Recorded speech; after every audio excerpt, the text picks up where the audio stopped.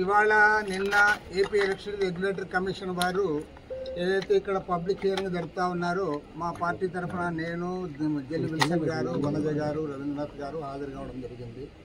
ఈ సందర్భంగా ఇవాళ చాలా స్పష్టంగా చెప్తా ఉన్నాం, ఎలక్ట్రిసిటీ రెగ్యులేటరీ కమిషన్ ఏర్పడిన తర్వాత రాను రాను ప్రజలకు దీనిపైన నమ్మకం పోతా ఉంది.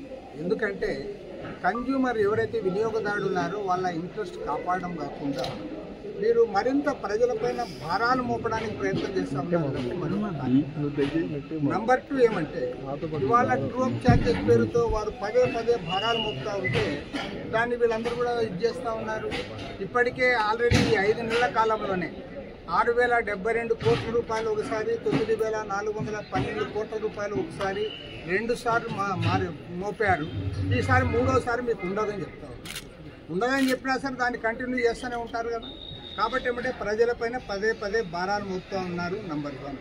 నంబర్ 2 ఏమంటే ఏవైతే పవర్ పర్చేజ్ అగ్రిమెంట్స్ ఉన్నాయో పవర్ పర్చేజ్ అగ్రిమెంట్స్ వీళ్ళు చేసుకొని ఇవాళ ఏపీ జెన్కో వారు సక్రమంగా విద్యుత్ ఉత్పత్తి చేయకుండా ఇవాళ పెద్ద ఎత్తున దోచిపెడతా ఉన్నారు. వాళ్ళకి ఈవెన్ దోచిపెట్టడమే పనిగా పెట్టుకొని పవర్ పర్చేజ్ అగ్రిమెంట్స్ అన్ని చేసుకొని దానికి ఏపీ ఎలక్ట్రిసిటీ రెగ్యులేటరీ కమిషన్ వారు అనుమతించి ఇవాళ మొత్తం రాష్ట్రాన్ని ముఖ్యంగా రాష్ట్రంలో ఉన్న విద్యుత్ వినియోగదారులందరిపైన భారాన్ని మోపుతా ఉన్నారు.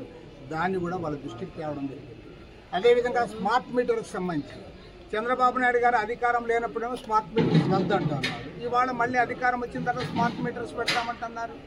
ఈ రాష్ట్రంలో ఎవరైనా స్మార్ట్ మీటర్స్ కావాలని కోరినారా? కాబట్టి ఇవాళ స్పష్టంగా కమిషన్గా కోరాం, మీరు దీనిపైన పబ్లిక్ హియరింగ్ పెట్టండి. స్మార్ట్ మీటర్స్ కావాలని పబ్లిక్ కోరుతా ఉన్నారా లేదా, దాని ఒక్క అంశం పైన మీరు పబ్లిక్ హియరింగ్ జరిపి ఆ తర్వాత నిర్ణయం అమలు చేయాలని చెప్పి కూడా కోరడం జరిగింది. వీటన్నిటికంటే ముఖ్యంగా ఇవాళ రాష్ట్రంలో దేశంలోనే కాదు ప్రపంచవ్యాప్తంగా చర్చ జరుగుతూ ఉన్న తరుణం ఇది.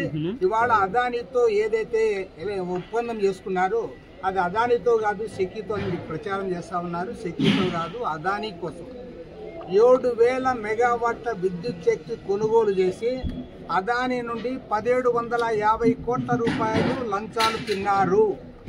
ఇవాళ అమెరికాలో న్యూయార్క్ ఈస్టర్న్ డిస్ట్రిక్ట్ కోర్టులో దానిపైన కేసు నమోదైంది.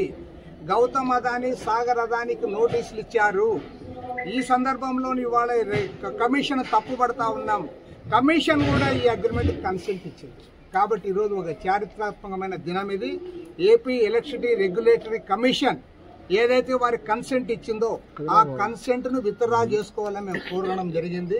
అన్నిటికంటే ముఖ్యంగా ఇవాళ అదానీతో ఈ ఒప్పందం జరిగితే దీని ప్రభావం 25 సంవత్సరాల పాటు ఉంటుంది. రాష్ట్ర వ్యాప్తంగా 26 జిల్లాల్లో ఉంటున్న విద్యుత్ వినియోగదారులపైన 1,10,000 కోట్ల రూపాయల అదనపు భారం పడుతుంది. ఇదే అంశాన్ని మన రాష్ట్ర ముఖ్యమంత్రి చంద్రబాబు నాయుడు గారు కూడా ప్రస్తావించడం జరిగింది.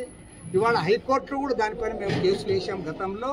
ఇవాళ ఎలక్ట్రిసిటీ రెగ్యులేటరీ కమిషన్ వారు నిజంగా ఈ రాష్ట్రానికి ఏమైనా మేలు చేయాలనుకుంటే, ఈ పవర్ సెక్టార్ని ఏమైనా కాపాడాలనుకుంటే, రాష్ట్రంలో ఉన్న విద్యుత్ వినియోగదారులపైన అదనపు భారం పడకుండా ఉండాలంటే ఫస్ట్ అండ్ ఫార్మోస్ట్ వారు ఇచ్చిన కన్సెంట్ విత్డ్రా చేసుకోవాలని చెప్పి కూడా గట్టిగా కోరడం జరిగింది.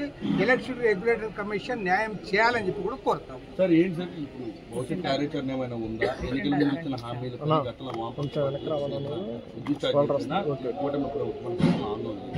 భవిష్యత్ కార్యాచరణ